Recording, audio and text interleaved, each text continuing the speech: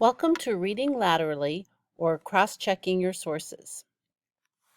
Most times when we do our research, we read our article and then we consider ourselves done with that page. But why do we want to learn to read laterally? Laterally means across, horizontal, and this is why you want to do this. Because when we research a page, we might read the About Us section, and they probably sound pretty good. But if you think about it, if it's the About Us page and they're writing it, they're only going to write the good things. You may trust it because of its domain, .org or .edu. That used to be the case, so those were pretty trustworthy. But times are changing, and there's more and more information out there, and there's more and more people that have access to those domain endings. So we still need to double check our work, or their work, even though it's a .org or .edu. It may have the links on it that sound like they're pretty good. But again, we only know what they're showing us, so we want to find our own material. So how do we go about this? So to check a source by reading laterally, you're going to open up a number of tabs.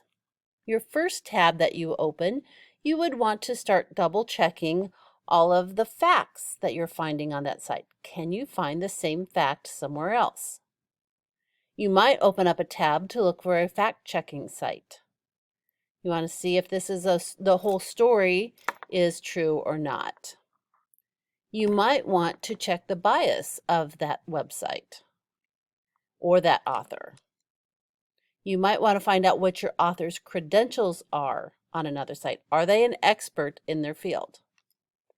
You might open a tab to find out who owns that website, because sometimes knowing what else they're involved with gives you a little more background information on whether or not they're trustworthy. And then also, you might want to check some of the sites that they are linking to or that are linking to them. I'm going to start with an example that appeared in the Harvard Business Review. And I did a search on the TikTok ban. And so here's an article called "The TikTok Ban Should Worry Every Company."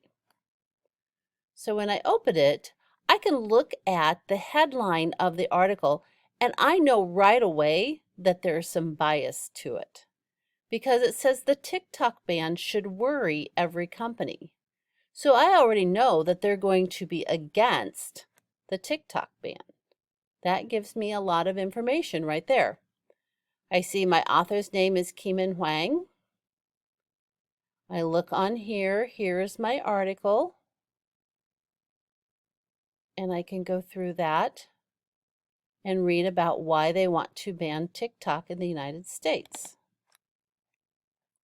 So now I'm going to start double checking some of those facts that I found on there. So one of the paragraphs in that article said that there were cases of Facebook, Twitter, and Google being banned in China. Well, I want to know if that's true or not. So what I'm going to do is I'm going to open up another tab and I'm going to do a search.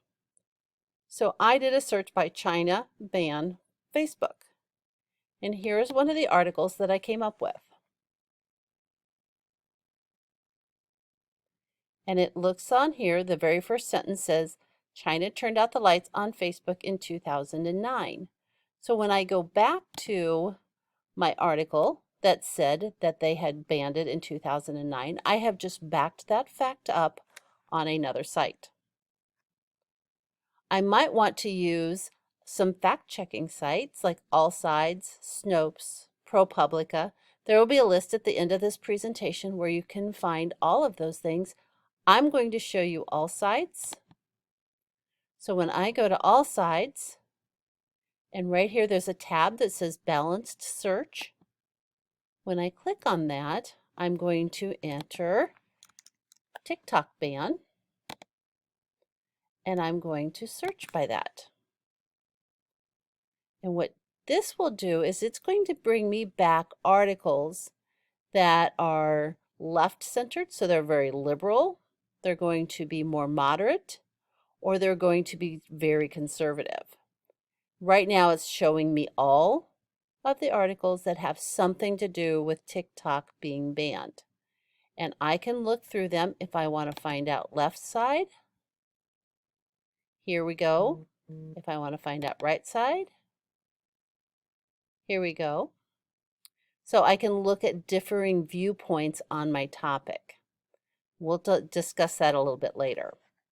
So go to a fact-checking site and see what else you can find out about your story. So we all have this thing called confirmation bias. Confirmation bias is our natural tendency to only seek out information that confirms what we already believe, and that we also tend to ignore any evidence that goes against what we already believe. So when we are looking at the bias for, when we went to all sides and they had the left and the right, depending on what side of the topic you are on, you might tend to ignore the other side. But that's not making you a good researcher. So you need to address your confirmation bias when you're doing your research. Your job should be to prove your opponent right.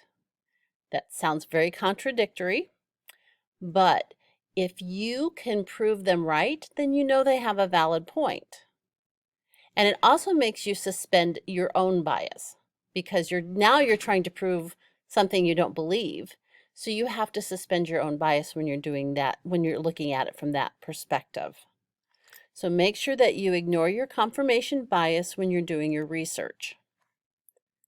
You can check the bias. Bias isn't bad. We all think that bias is like, oh, that's horrible, that's a biased article. It's not necessarily bad, but it's very helpful when you go into something if you know the bias of the person or the group that's giving you that information. So you can see on here, this is a chart that shows you many different companies and where they rank for bias. If this one's from 2018, if you want a more current one, there's a link on here that we can get you that will give you the 2020. But for instance, CNN, where I was double checking my facts, they skew to the left, but they're not very far to the left. So look for your company and find out what their bias might be. There's also an extension in All Sides that will allow you to put it onto Chrome or Firefox, so it will automatically check news stories for you. Okay, so we're going to check out our author. So we're going to open up another tab. So we're going laterally researching. We have now another tab. We've checked the bias. We've checked our facts. Now we're going to open up another tab and we're going to check our author. So I typed in Keeman Huang, who is our author. And I'm seeing, look at all of these different places that all have him as being a researcher at MIT. Okay, so we know that Keeman Huang is probably going to be an expert, because if you are a research scientist at MIT, you have to be pretty good. So I would consider him a trustworthy source for my information. Who owns the domain? This one is a very interesting one. This one will tell you what other things they own. So I'm going to use Domain Big Data. There's also another one called Who Is that will give you that same type of information. But they're going to tell you how long the company's been in business. They're going to tell you other websites they might be involved with. They're going to tell you where your company is located, which that can make a big difference for research. If you want to know if it's from your country or if it's from a different country, that might make a difference on what you're looking for. So when this loads, as you can tell, it takes a little time to get there. I'm going to hbr.com, harvardbusinessreview.com, and I'm going to do my search, and it's going to come back. And again, it's a little bit slow, but you'll see when it pops up that you will find out that Harvard Business Review has been in business for 25 years. It's based in the United States. Most of the other websites that they're involved with are going to be other Harvard websites. So it's loading a little slowly. But this is a really good way for you to double check who owns that website that you're using for your research. You also want to look at what kind of ad content do they have.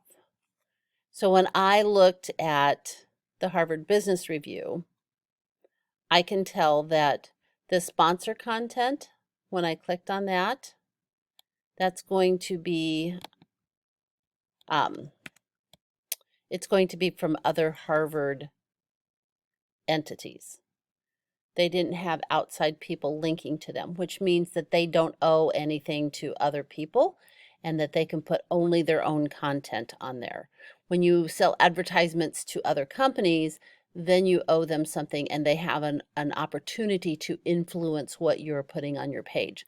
So look and see what other type of companies are linking onto them. If you would like to have some more information on current events or fact-checking sites or bias checking sites, I have created some collections in Wakelet, and the links will be on here. You can also get them from your teacher, and that should help you get some good research going. Remember, open laterally, take another tab, open it up, look for the author. Open up another tab, look for the bias, and do your research laterally instead of just stopping on your first page. Let me know if you have any questions. Thanks for listening.